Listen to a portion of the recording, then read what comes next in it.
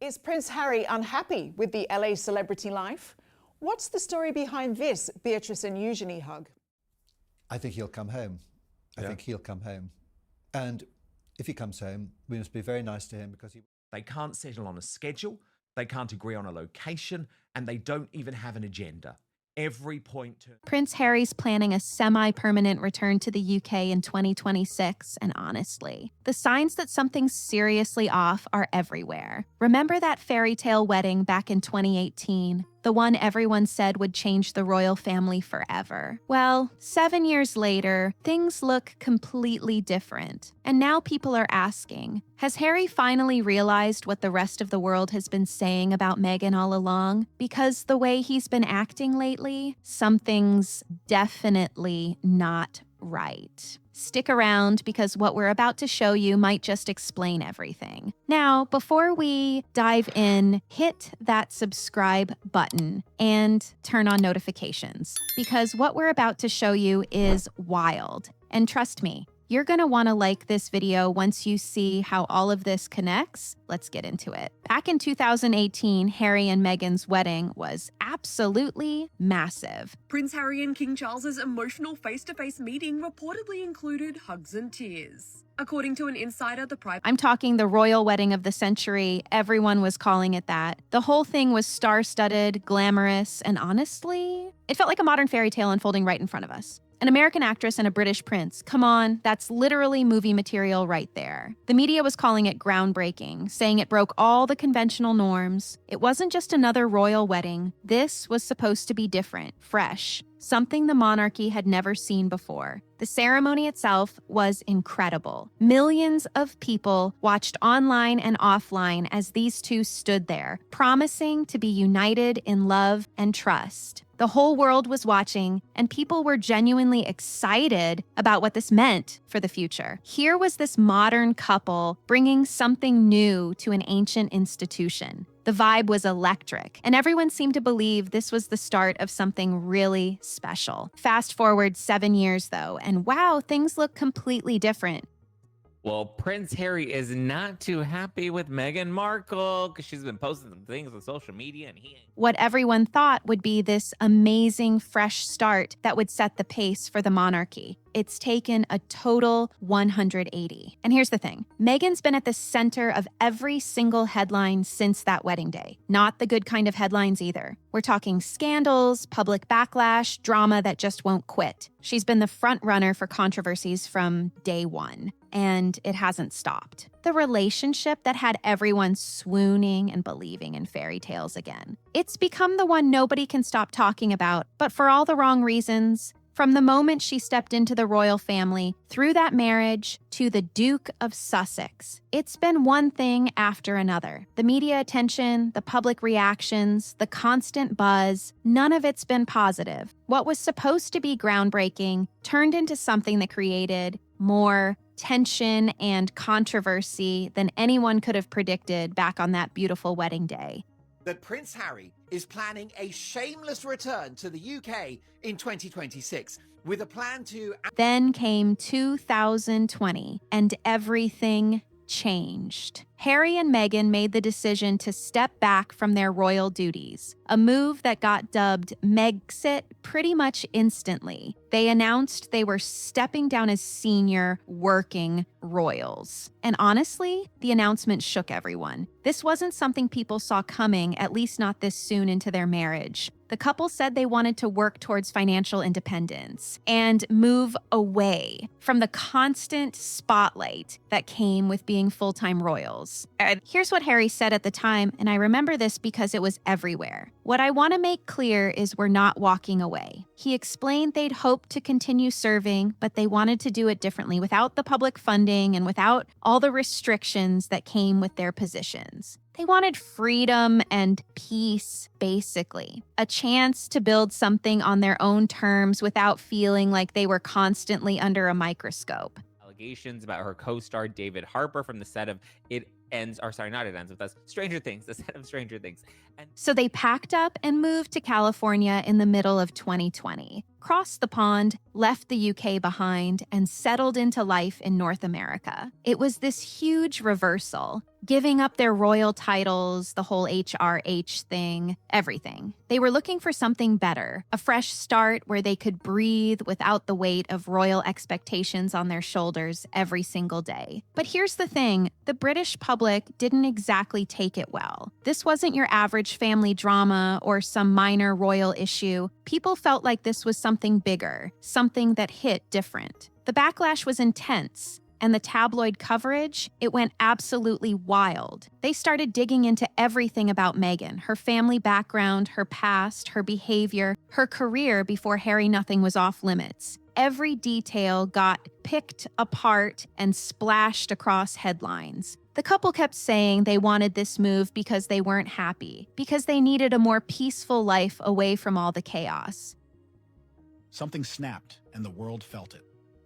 The image of Prince Harry as the misunderstood royal champion of And look, there was definitely sympathy for that. Nobody wants to see people struggling. But the way it all went down, the timing, the announcement, it created this massive wave of reaction that neither of them probably expected. They thought they'd find their peace in California, but the drama, it followed them across the ocean. Now here's where things get really interesting. Harry recently dropped this 647-word essay about being British, and people couldn't stop talking about it. The title alone caught attention. The bond, the balance, the bravery, what it means to be British. He wrote it for Remembrance Day, talking about all the things he loves about being British. And he didn't hold back. It was this whole heartfelt piece about his connection to the UK. But here's what got everyone's attention. There's this one particular line that people have been dissecting like crazy. If I was Meghan, I'd be pretty worried too, because she's still happy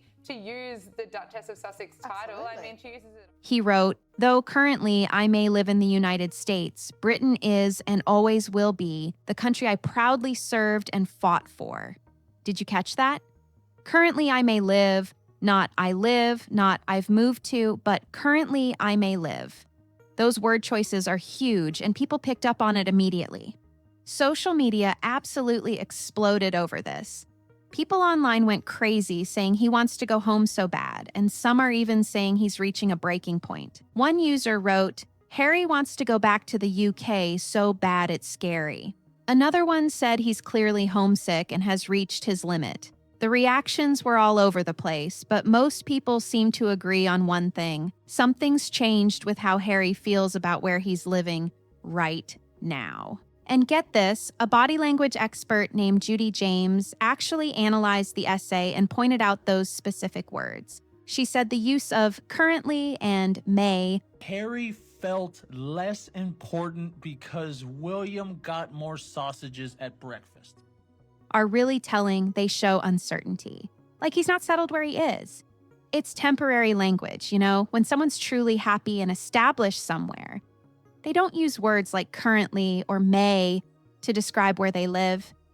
They just say they live there. Period. Here's what makes this even more interesting, though. Remember back when Harry first moved to California and people would ask him what he missed most about the UK? His answer was, the sky. Just the sky, that was it. He was pretty negative about Britain back then, barely had anything positive to say. Couldn't even acknowledge missing the people, the culture, the places he grew up. Just the sky, compare that to now, where he's writing entire essays about how much Britain means to him and always will. The difference is night and day. His whole language about the United Kingdom has totally flipped. It's like watching someone do a complete 180 on how they talk about their home country. If your mother were still alive, do you ever think about how she might handle this moment? We wouldn't have got to. And it's not just the essay either. He told a podcaster recently that he's not a U.S. citizen, not I'm becoming a citizen or I'm in the process. Just flat out, he's not an American citizen. So what does that mean? Is he keeping his options open? Does he see this California thing as temporary? People are reading between the lines here, and honestly, it's hard not to see what they're seeing. The essay, the word choices, the shift in how he talks about Britain. It all points to someone who might be rethinking some major life decisions. Now let's talk about what people have been saying about the relationship itself, because this is where things get really complicated. Over the years, there's been a lot of talk, and I mean a lot, about the dynamic between Harry and Meghan. People online and various commentators have called Meghan narcissistic, manipulative, and even a bully. Strong words, right? And some folks are saying Harry's stuck in a toxic situation. Even after more than a decade, Harry still can't hide his deep hatred for Camilla. In the royal family, if anyone hates Camilla the most, it's that he can't see his way out of, whether that's true or not. These are the conversations happening everywhere you look. But here's where it gets really weird. Remember that home security video that came out? The one from the Dodgers game? Meghan shared it herself from their home theater setup. In the video, she comes into the room all excited about the Dodgers winning the World Series, walks over to Harry and leans down to hug and kiss him in celebration. On the surface, it's supposed to look like this sweet, spontaneous moment between a couple celebrating together, right? Except people watched that video and saw something completely different. Harry's reaction was off, like really off. It didn't look like a guy who was excited to see his wife come celebrate with him. It looked more like someone who got caught off guard, someone who didn't know the camera was recording. The whole thing felt performative, like Meghan knew exactly what she was doing for the camera, but Harry had no idea this moment was going to be shared with the world. That royal cachet is what people like and what makes people buy her jam or her edible flowers or whatever it is on her website. A lot of viewers said it looked less like a loving moment and more like he was uncomfortable with the whole situation. And that's made people start questioning everything else we've seen over the years. All that hand-holding in public, the constant PDA, the way they're always touching or looking at each other during appearances. Was any of it genuine? Or has it all been an act this whole time? Some people are saying it's just an extension of Meghan's acting career, that she never really stopped performing even after leaving Hollywood.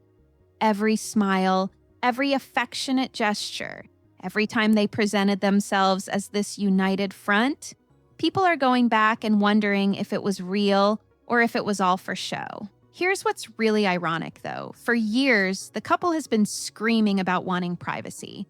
It's been one of their biggest talking points. They left royal life because they wanted to escape the constant media attention. We know that Prince Harry does not like, put it mildly, the way that he is treated by the... They wanted to protect their family. They wanted to live privately without cameras following their every move. They've said this over and over again in interviews, documentaries, statements, you name it. But at the same time, they're desperately clinging to their royal titles. The Duke and Duchess of Sussex, they won't let those go. It's like they want it both ways. They want the privacy of regular people, but they also want to keep the prestige and status that comes with being connected to the royal family. They've spent years talking about how stifling royal life was, how badly they were treated, how much they suffered under all that pressure and scrutiny. Yet, those Sussex titles, they're holding on to them like their entire identity depends on it. Think about that for a second.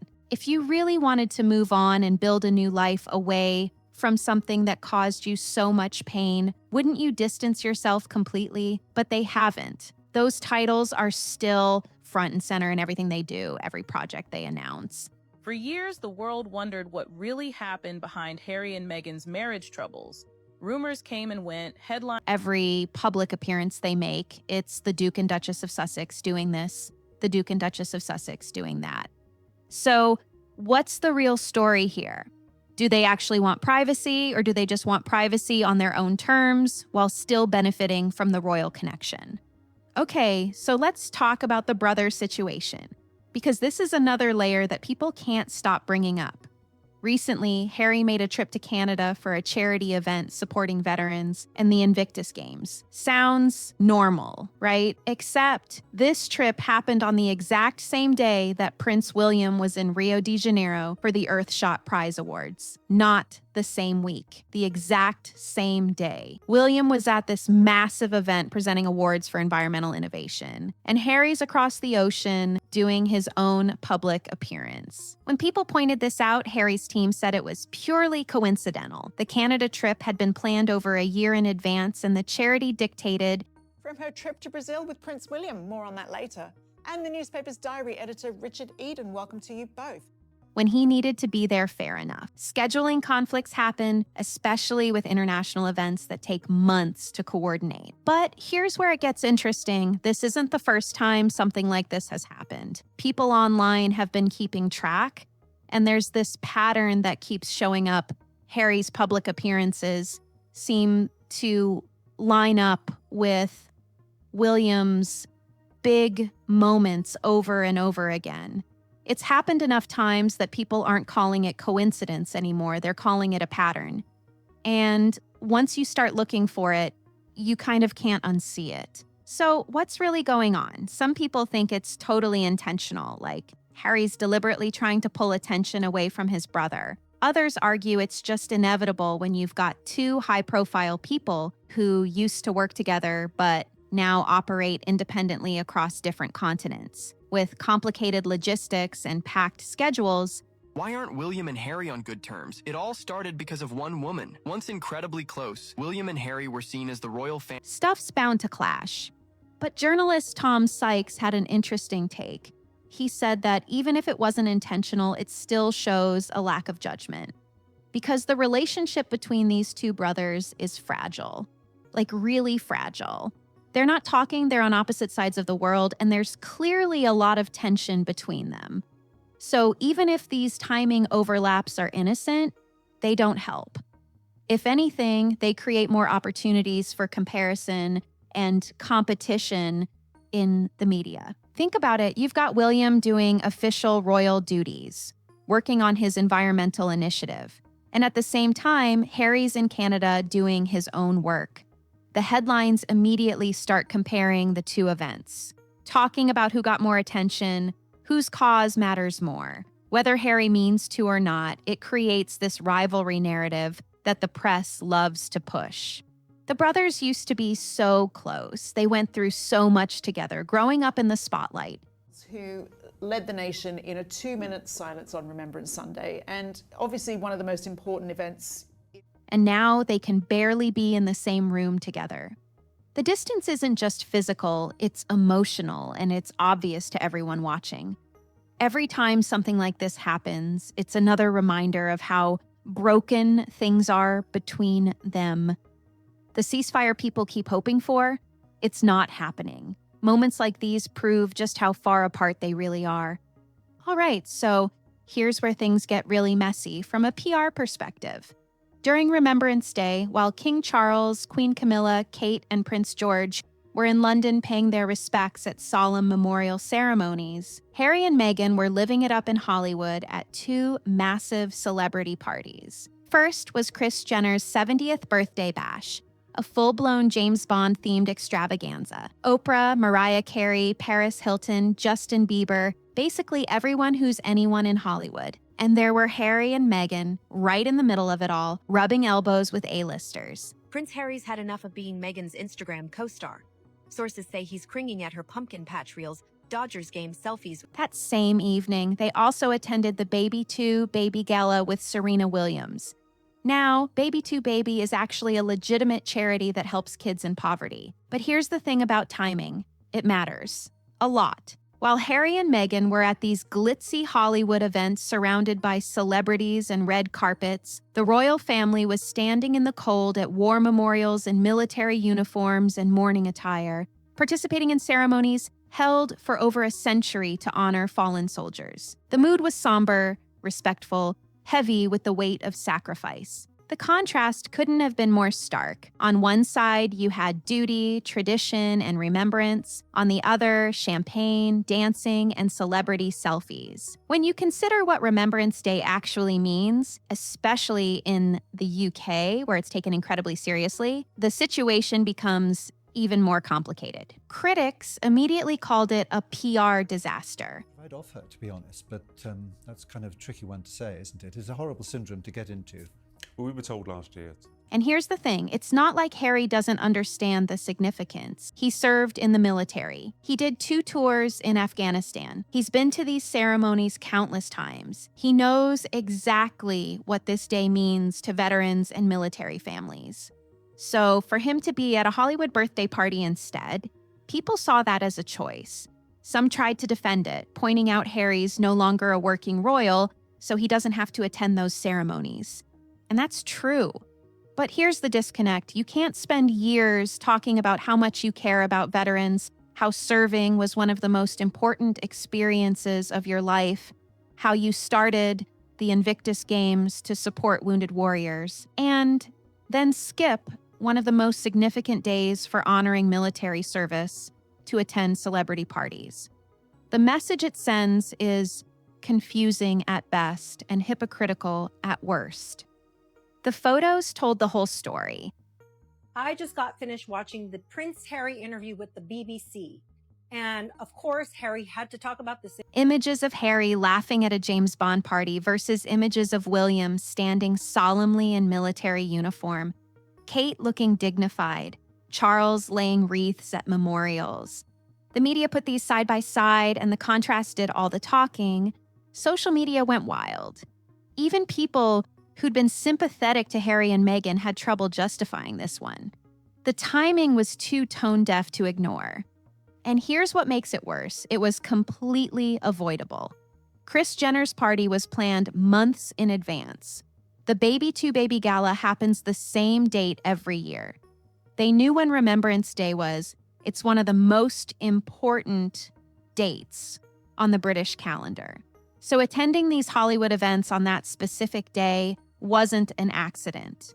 It was a choice. Whether from not thinking about the optics or not caring, the result was the same. It created a massive PR problem that reinforced every negative perception about Harry and Meghan. A divorce is on the card for 2025 or 2026. This marriage is in the Prioritizing fame over duty.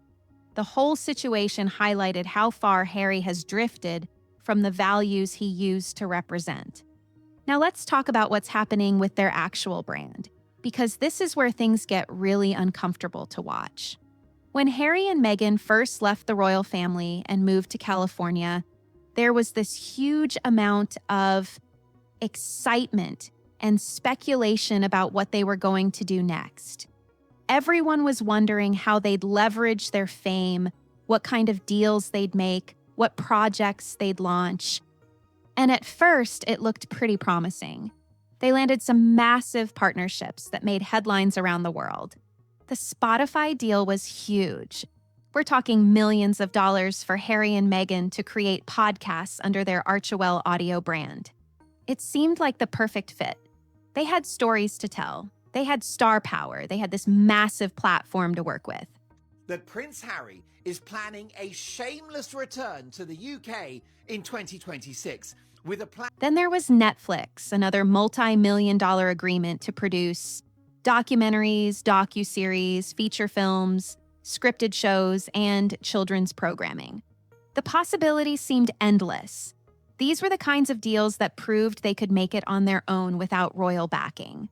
But here's where things started falling apart. Spotify ended up dropping them, just straight up ended the partnership. And it wasn't a quiet, amicable parting of ways either. There were reports of frustration on Spotify's end about the amount of content that was actually being produced versus what was promised.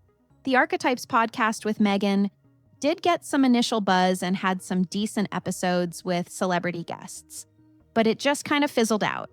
It didn't maintain momentum, didn't keep growing its audience, didn't become the cultural phenomenon everyone expected it to be. The late Queen gave them the whole of the Commonwealth to explore. I mean, that was going to be William and Catherine would do the home things, and the Commonwealth, which they were. Think about that for a second. You've got Meghan Markle, someone who was literally on the cover of every magazine, someone the world was obsessed with, creating a podcast with major backing from one of the biggest streaming platforms on the planet, and it still couldn't sustain itself. That's not just bad luck or poor timing. That's a sign that maybe the interest isn't as strong as everyone thought it was, or that the content itself wasn't connecting with audiences the way they hoped. Netflix is a similar story, just playing out a bit differently. They haven't completely cut ties like Spotify did, but reports keep coming out that Netflix has scaled back their interest in new projects with Harry and Meghan. The documentary they did about their relationship got a lot of views initially, because of course it did. Everyone wanted to hear their side of the story directly from them. But what happened after that? I would love reconciliation with my family. There's no point in continuing. Where are all the other groundbreaking shows and films they were supposed to be producing? The pipeline seems pretty empty. And it's not like they're just taking their time to develop quality content. Time has passed, a lot of time. These deals were signed years ago, and the output has been minimal at best. When you sign massive contracts like these, there are expectations and deliverables. Companies aren't just paying you millions of dollars to figure things out at your own pace. They want content that people will actually watch, that will drive subscriptions, that will generate buzz, and keep their platform relevant. Their public appearances tell a similar story. Remember when Harry and Meghan showing up somewhere was a guaranteed headline? When photographers would swarm them and every little detail of their outfits and body language would be analyzed for days? That's not happening anymore. Don't get me wrong, they still get attention, they're still celebrities, but the level of interest has noticeably dropped. Harry needs to realize that he is the party that needs to bend the knee. Yeah. I think Harry's ego and pride are so... The buzz isn't the same. People aren't hanging on their every move the way they used to. You can see it in the social media engagement, in the tabloid coverage, in the way their events get reported, versus how they used to be covered. It's not front page news anymore when they attend something or make a statement. It gets covered, sure, but it's not dominating the news cycle the way it did in 2020, 2021, even 2022. The fascination has cooled considerably, and in the entertainment industry, that cooling off can happen fast and be really hard to reverse. Royal experts and media analysts have been pointing this out pretty consistently. They're saying what a lot of people have been thinking, but maybe not saying out loud, that Harry and Meghan's relevance is fading. That the initial wave of interest that came from the drama of leaving the royal family, from the Oprah interview, from all the controversy and headlines, that wave has crested and is now pulling back. New York doesn't stop for anyone, not even a prince, because according to multiple sources, something happened on that stage that left even the crew stunned. What's left when the drama fades? What's the actual substance that keeps people engaged long term? And here's the really tricky part. All those comments they made over the years about the UK, about the royal family, about how they were treated, about the British media, about the British people, it's all coming back around in ways they probably didn't anticipate. When you spend years criticizing an institution, a country, a culture that you were once part of, you alienate a huge portion of potential supporters. The British public hasn't forgotten. The Commonwealth hasn't forgotten. These are audiences that could have been on their side, that could have supported their ventures, but instead feel attacked and dismissed. At the same time, they're trying to build a brand in Hollywood and America more broadly. But here's the thing about American audiences. The royal connection was interesting at first. It was novel and glamorous and different. But Americans don't have the same deep emotional connection to the monarchy that British people do. The novelty wears off. Eventually, you need more than "we used to be royals" to keep people interested. You need compelling content, interesting projects, a reason for people to care beyond the initial curiosity factor. The Hollywood dream they were chasing when they left the UK isn't working out quite like they probably imagined. They're in this weird in-between space where they're not royal enough to benefit from that platform anymore, but they're not quite established enough as independent content creators and celebrities to stand entirely on their own. They've lost the institutional support and built-in relevance that came with being working royals, but they haven't successfully replaced it with something else that generates the same level of sustained interest. Look at what they've actually accomplished versus what was I hope we don't go back to some of the practices in the past that, Harry and I had to grow up in. And I will do everything I can to make promised or expected. Where are the hit shows? Where are the groundbreaking documentaries? Where's the content that everyone's talking about? Where's the cultural impact they were supposed to be making now that they had freedom to do things their way?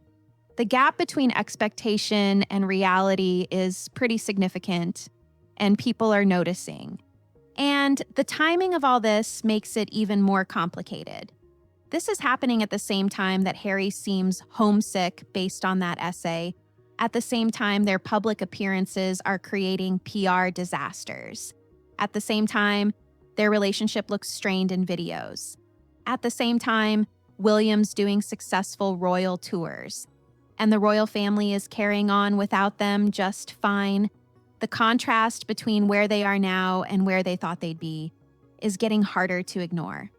The brand they were trying to build, this image of being independent, successful, slotted into Charles's very, very busy schedule to the minute. Harry has the flexibility, Charles doesn't. And relevant on their own terms. It's not holding up under scrutiny. The partnerships are falling through. The projects aren't materializing. The public interest is waning. The criticism is mounting. And all of it together paints a picture of two people who made a massive gamble on being able to translate royal fame into Hollywood success. And that gamble isn't paying off the way they needed it to. So where does all of this leave us? When you step back and look at the whole picture, it's honestly pretty striking. You've got the essay where Harry's using words like currently and may to describe living in the US. Language that screams temporary and unsettled. You've got awkward videos where his body language tells a completely different story than what's supposed to be happening on camera. You've got celebrity parties on one of the most important memorial days in Britain while his family's doing their duty back home. Have you ever seen a single moment so tiny, so ordinary, and yet so explosive that it changes everything in front of? And you've got a brand that's basically falling apart, with major partnerships ending and public interest fading fast. Put it all together, and what you're looking at is someone who seems to be quietly coming undone. Whether you want to call it reaching a breaking point or just a guy who's realizing he made some choices he's not sure about anymore, either way, something's clearly shifted. The Harry we're seeing now isn't the same person from 7 years ago who stood at that altar looking genuinely happy and excited about the future. That version of Harry seems like a distant memory at this point. The big question everyone's asking now is, what happens next? Is he actually going to try and come back to the UK? Could there be some kind of reconciliation with the royal family, even after everything that's been said and done? Or has too much damage been done for any of that to be possible? Because let's be real. With Serena Williams, who was being honored at the event. The tennis legend received the Giving Tree Award, which was presented by Alicia Keys. The things that have been said publicly, the interviews, the documentaries, the constant criticism of his family and the institution, that's not stuff you can just take back with a simple apology. And what does this mean for his marriage to Meghan?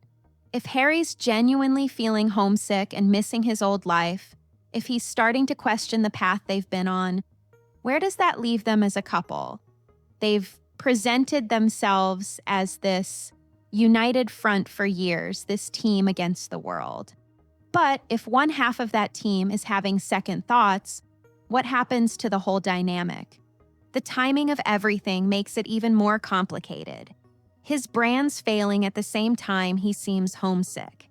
His public appearances are creating PR disasters right when he needs positive attention the most. The relationship looks strained exactly when they should be strongest together to weather all these other storms.